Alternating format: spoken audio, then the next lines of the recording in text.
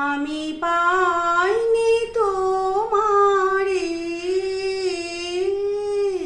দাঁড়িয়ে আছো তুমি আমার গানের পারে।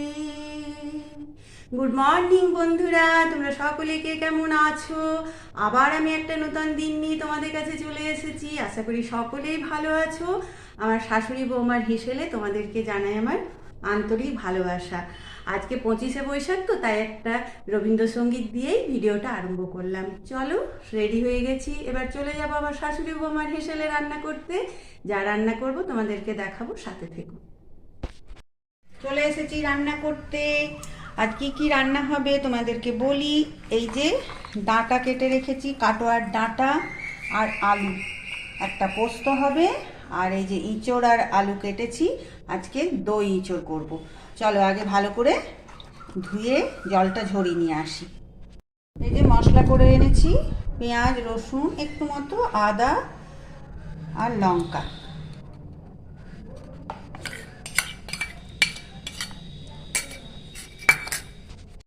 দেব তেল,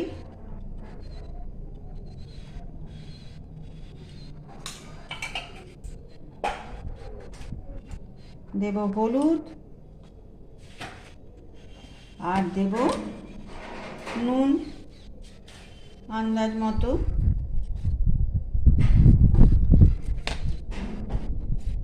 এরপর দেব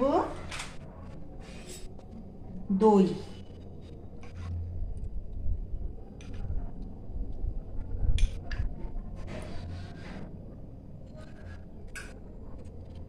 এরপর ভালো করে হাতে মেখে এটা ঢাকা দিয়ে কিছুক্ষণ রেখে দেব। একদম মাংসর মতো হবে আজকে দই ইঁচড়। মেখে রেখে দিলাম, আর বাকি মশলা যখন চাপাবো তখন দেব। রান্নাতে চলে এসেছি, কড়াই চাপালাম। প্রথমে এই ডাঁটা আলু পোস্তটা করে নেব। একটু কুকারে ভাপিয়ে নিলাম, জলটা ফেলে দিলাম। শুনেছি নাকি সুগারের লোকের আলুটা খাওয়া ঠিক নয়, তাই আলুটা সেদ্ধ করে জলটা ফেলে দিলাম, আর ডাঁটাটাও একটু ভাপিয়ে নিলাম।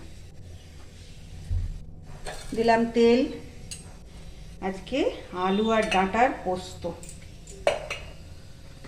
দেব 5 ফোড়ন,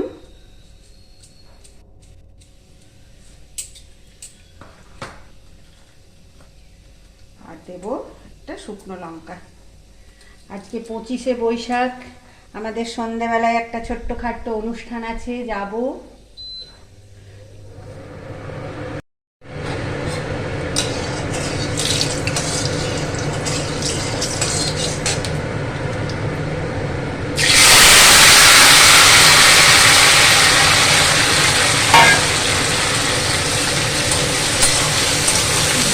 ডাঁটা আলুগুলো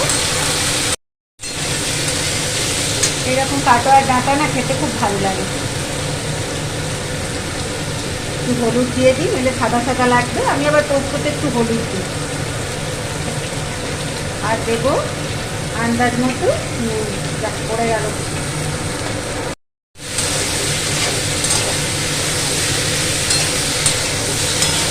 কাঁটা আলুগুলো ভাজা হয়ে গেল, এরপর একটু গরম জল দিয়ে দেবো। বেশি দেবো না, পোস্ত তো ঝোল হবে না। সেগুলো তো হয়েই আছে, আর একটু সেদ্ধ হবে, তারপর পোস্ত দিয়ে নামিয়ে নেবো একটু কাঁচা তেল দিয়ে। ভালো মতো সেদ্ধ হয়ে গেছে, এরপর গ্যাস অফ করে দেবো, নিয়ে পোস্ত দিয়ে দেবো।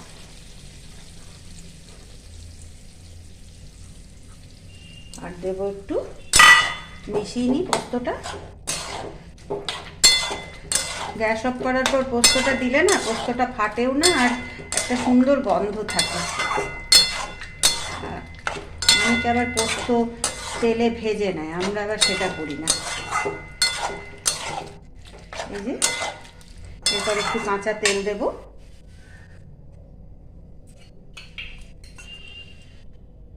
ব্যাস কমপ্লিট ডাঁটা আলু পোস্ত।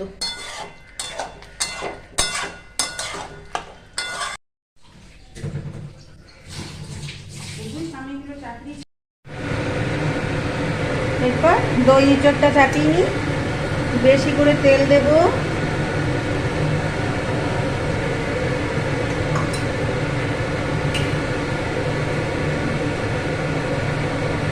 দেব শুকনো লঙ্কা একটা, দেব একটা তেজপাতা আর একটু জিরে ফোড়ন।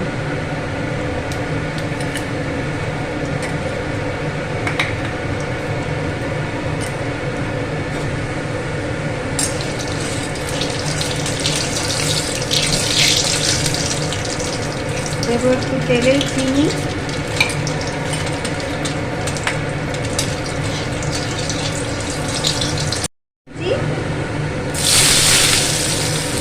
এগুলো ভেজে নেব ভালো করে,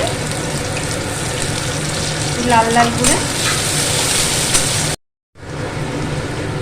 পেঁয়াজগুলো লাল লাল করে ভাজা হয়ে গেছে। এরপর যে দই দিয়ে মশলা দিয়ে মাখিয়ে রেখেছি ইঁচড় আলু, এগুলো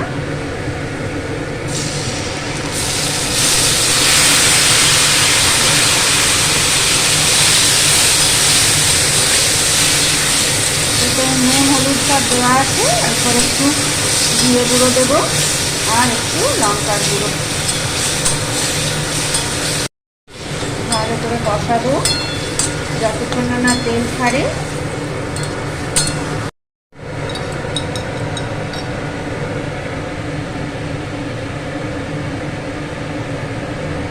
জিরে গুঁড়ো দিলাম আর দেবো একটু শুকনো লঙ্কার গুঁড়ো।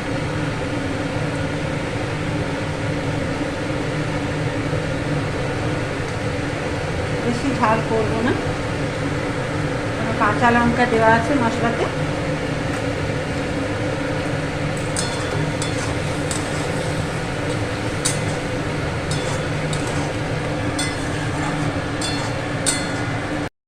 সুন্দর করে কষানো হয়ে গেল, তেল ছেড়ে দিয়েছে। এরপর আমি গরম জল দেবো।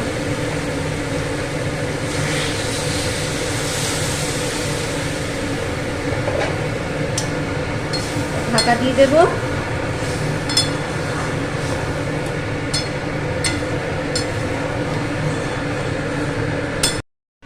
আঁচটা সিমে করে দিই, সেদ্ধ হোক।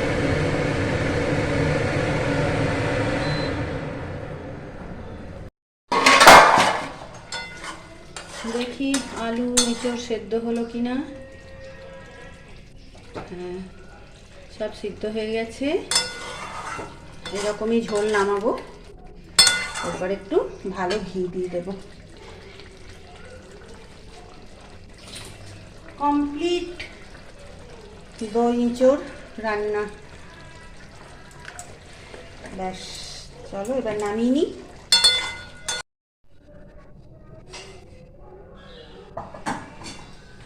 কমপ্লিট হয়ে গেল আমার ডাঁটা আলুর পোস্ত আর দই ইঁচড়। কেমন হয়েছে কালারখানা? দারুণ হয়েছে না? কেমন হয়েছে জানাবে। চলো, রান্না কমপ্লিট আমার আজকে। গুড ইভিনিং, আমি সেজে গুজে চলে এসেছি তোমাদের কাছে। চলো, আজকে আমাদের 25শে বৈশাখে একটা অনুষ্ঠান আছে, ওইখানে যাচ্ছি। যদি পারি তোমাদেরকে ভিডিও করে দেখাবো। চলো, সাথে থেকো। কেমন লাগছে আমাকে বলো।